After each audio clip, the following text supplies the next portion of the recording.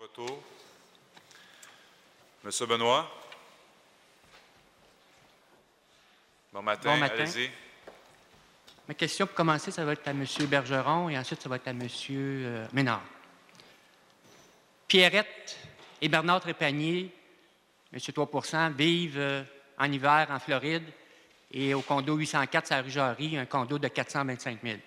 Selon les recherches que j'ai faites au Palais de justice, le dossier du syndic de faillite, Raymond Chabot, je découvre que M. et Mme, au total, ont des revenus de pension de vieillesse 30 $ par jour. Ils n'ont pas de rente du Québec parce qu'ils n'ont jamais déclaré des revenus pour les rentes du Québec. Ils n'ont pas de RIR, ils n'ont pas de fer.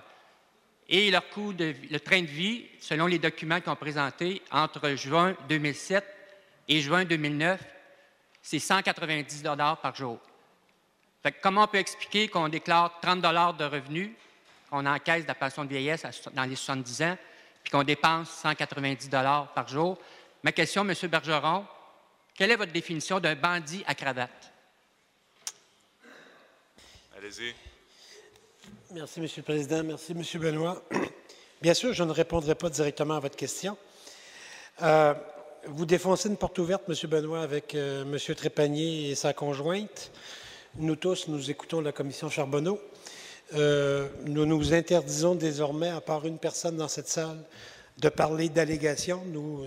Nous constatons tous que ce sont des témoignages très crédibles, faits sous serment devant la commission Charbonneau.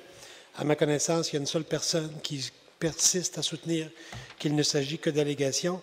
Et nous voyons très bien le rôle qu'a joué jusqu'ici, à ce stade-ci, dans la commission Charbonneau, avec tous les témoignages qu'on a entendus, le rôle qu'a pu jouer M. Trépanier. Nous avons tous très hâte de le voir assis devant les commissaires et devoir répondre aux questions qui lui seront posées. Alors, il n'y a rien d'autre à dire, M. Benoît. Je n'ai pas à répondre directement à la question que vous avez posée. Merci, M. Bergeron. Question complémentaire, cette fois-ci, c'était à M. Ménard. Oui, c'est à M. Ménard, c'est au sujet de Bixi. Il semblerait que le rapport financier 2011 de la Société de vélo de Montréal ainsi que de Bixi de Toronto n'a pas été déposé au Conseil, donc on ne peut pas retrouver aux archives. J'ai trouvé aussi que Maître Julie Bolduc, avocate spécialisée dans les causes de conduite aux facultés affaiblies, aux fraudes, au vol et à possession de stupéfiants, a représenté Alain Ayotte, directeur général, parce qu'il a perdu son permis de conduire pendant 3 mois l'année passée, et ce sont les Montréalais qui auraient payé la facture.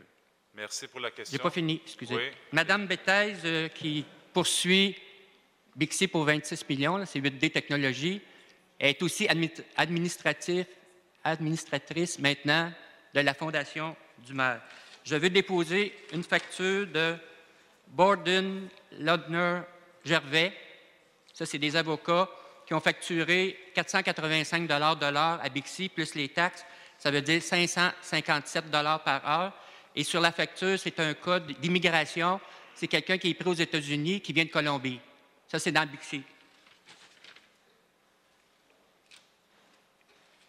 Monsieur Ménard, comment pouvez-vous expliquer qu'on ramasse de telles factures dans Bixi quand on sait qu'on est dans une situation financière critique, extrême? Merci. En phase de liquidation. Merci. Alors, M. Benoît, je vais d'abord vous inviter à cesser de jouer là, les Columbo du Bixi.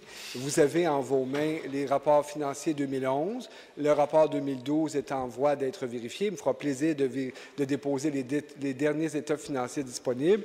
Et vous savez que vous avez toutes les raisons d'être un homme fébrile et heureux parce que ce Conseil, s'il le souhaite, aura l'occasion de voter 50 nouvelles stations de Bixi. Ce sera la décision du Conseil, mais je suis optimiste que nous obtenions un vote positif. Et je vous rappelle que lorsque nous avons accueilli le président du Bénin, la première question qui a été posée a été concernant l'excellence du Bixi. Et je me suis dit dans mon fort intérieur, pourquoi je ne ferai pas des représentations auprès du gouvernement du Québec pour que vous soyez nommés, vous, responsables de Montréal pour faire la promotion du Bixi à Cotonou pour un temps indéterminé, compte tenu de votre passion pour Bixi.